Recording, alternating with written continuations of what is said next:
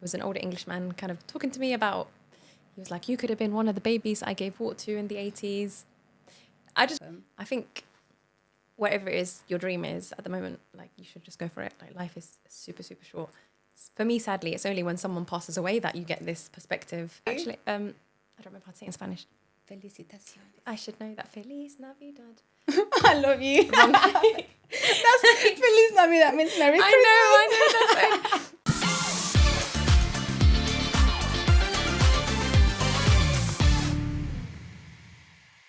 Hello, welcome back to The Inspiring Woman. My name is Andrea Molina, and today we have an amazing special guest.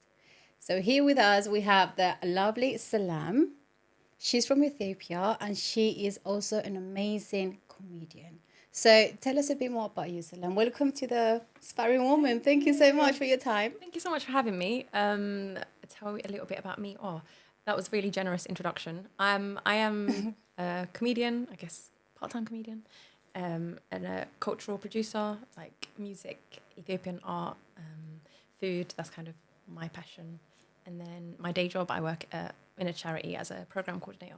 Well, you do a lot. Yeah. You do a lot. You're a busy woman. So what got you to London? So you've been in London 25 years, you said? Yes. So I was born in Sweden. Wow. My dad and then my dad decided my life was too privileged in Sweden. So he uprooted and took me to Wood Green, which was brutal. Like Wood Green, like we came to Brixton. Exactly, like that similar cultural shock a little bit. I'd say, yeah, the children that like beat English into me. So But did you knew English before you came to London? Not really. So you had to learn from zero? Yeah. Oh God, how difficult was that? Pretty hard. I think I learned it within 6 months. I picked it up. It's not too different from Swedish. Yeah. Too. So as a comedian, one question that I have for you as a comedian, what got you into the comedian world? Great question. So I'm quite shy, like anxious. Really? Yeah. As a comedian, a shy comedian? Okay. I feel like all comedians have something wrong with them, to be honest. No offense, but like people in the arts, to bring them to that, because you want like respect, you want validation, and you get that with comedy. So for me, it was to try and get over my anxiety that I got into comedy.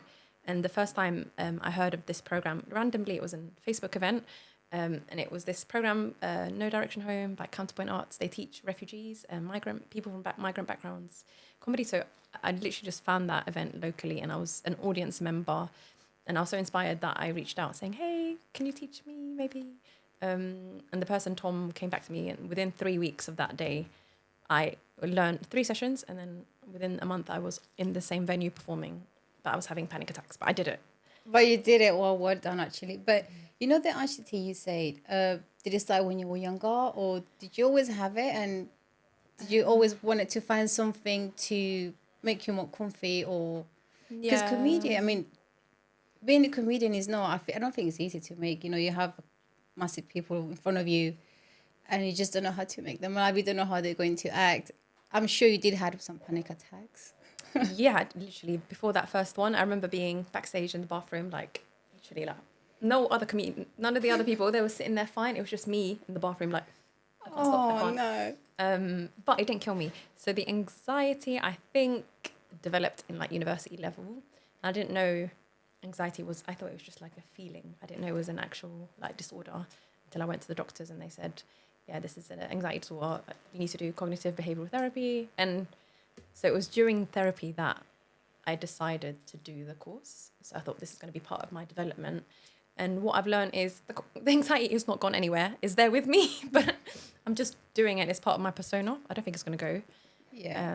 But I can do it in spite of it. It's like my superpower. So you turned the coin around, actually. Yeah. That's how maybe. Like it's not crippling. Yeah, you're just controlling it because everything's in our mind, and you've done a big step on going for the comedian. Literally. Any projects forward on the comedian? Yeah. With the youth, you said you work with young people. Comedy related. So with the organisation that taught me, I've just been producing events with them, for them, and what else? Yeah, like events for them, and then we did Soho Theatre together, and I tried to do something like alone, which at Union Chapel last month, which I think you were there. So that was kind of the biggest thing that I've done. I've learned a lot, lots of takeaways. Yeah, it was like an expensive risk, but no regrets. No regrets. Everyone had a great time at my expense.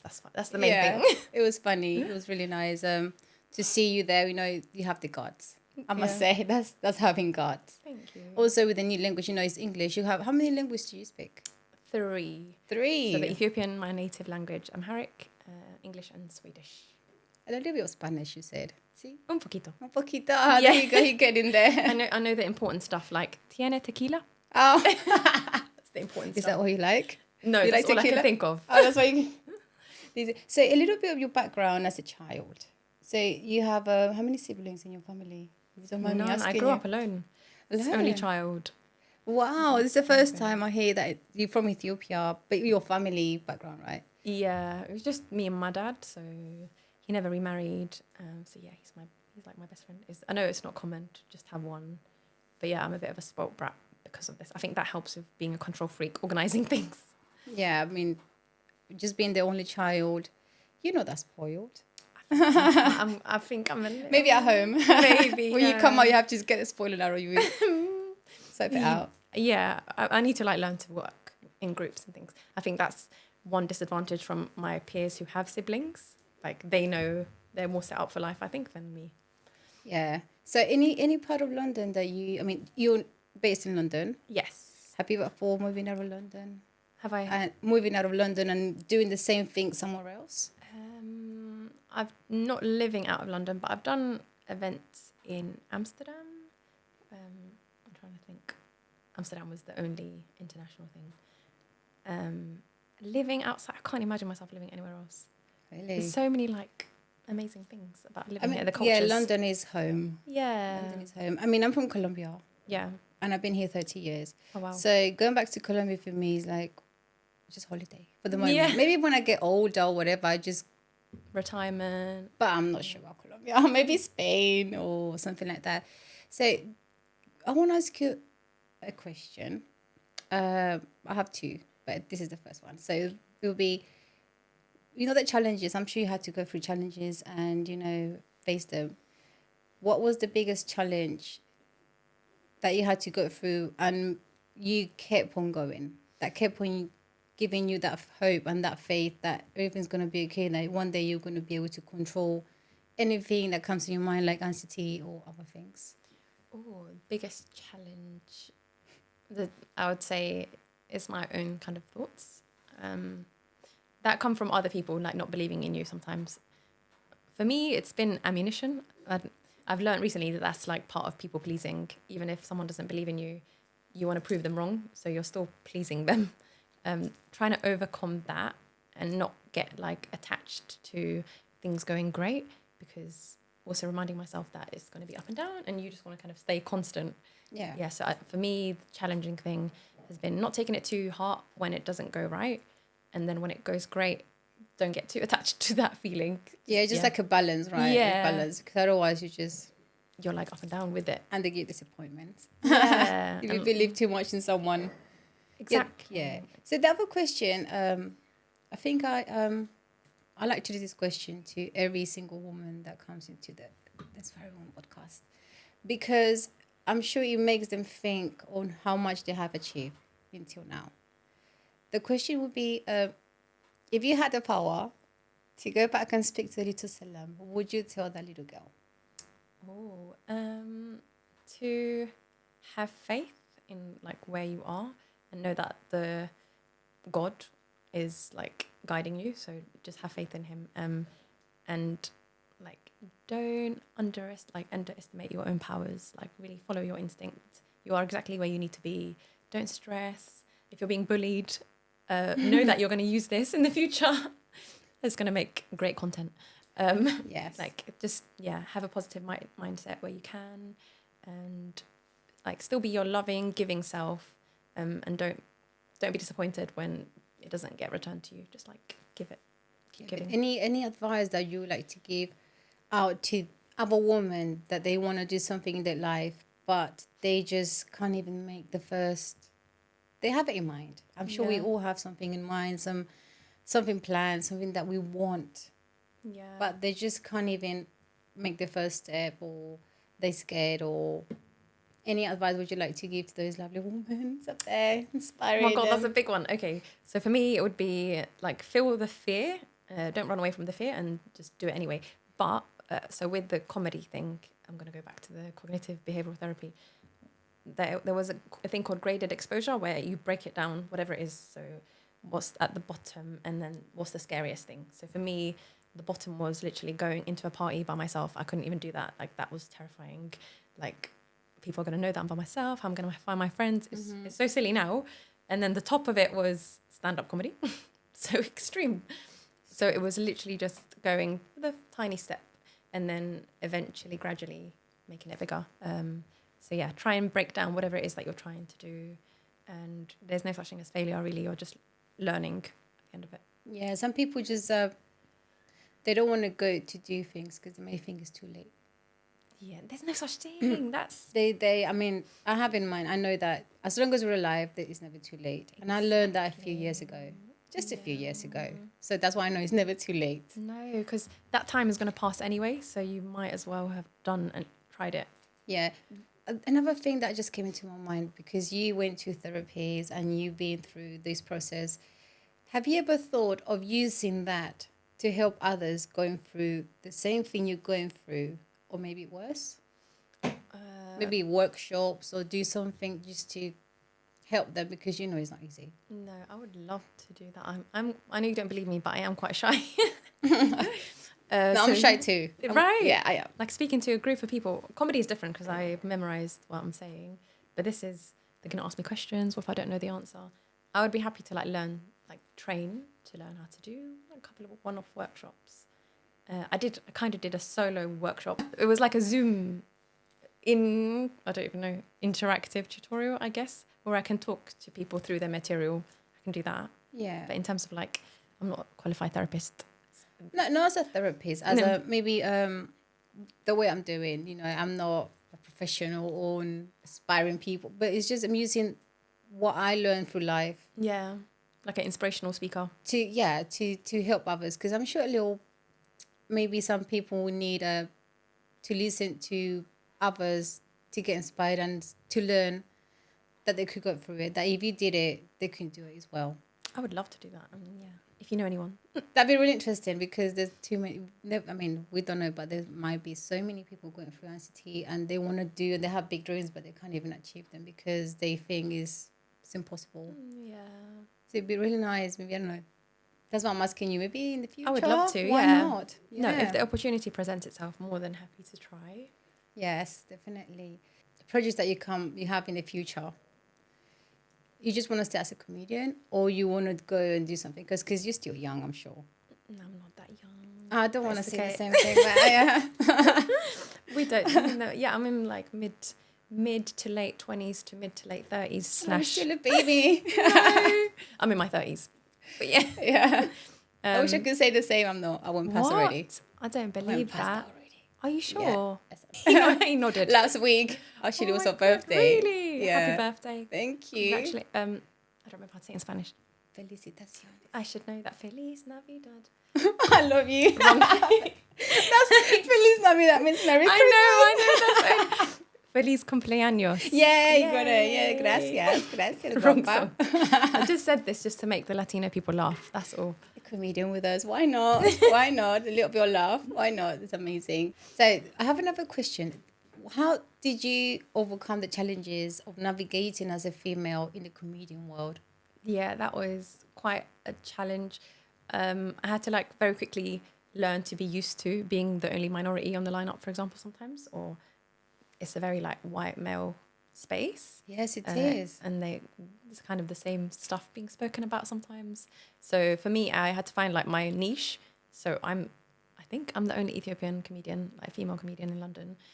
And that gives me an advantage. So I can like, You're making I can history. show a whole I hope I am. Oh my God, that would be awkward if I'm not. If someone comes back in the comments, said, excuse me, I'm here. At the moment though, so yeah, for me, it's been about like challenging negative stereotypes. So my opening, I talk about, the song, Feed the World. people will like connect that to famine in Ethiopia. So I want to like literally every single negative stereotype. I'm trying to break it down through humor one by one. But One humor, person, yeah. it helps a lot.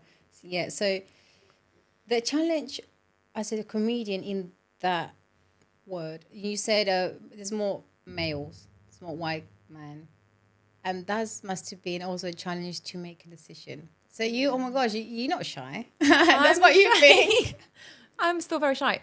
So like not recently, last year, an incident happened at a bus stop in North London, and I just felt like recording it. I didn't know what was going to come of it, and it like went viral. It was an older Englishman kind of talking to me about. He was like, "You could have been one of the babies I gave water to in the 80s."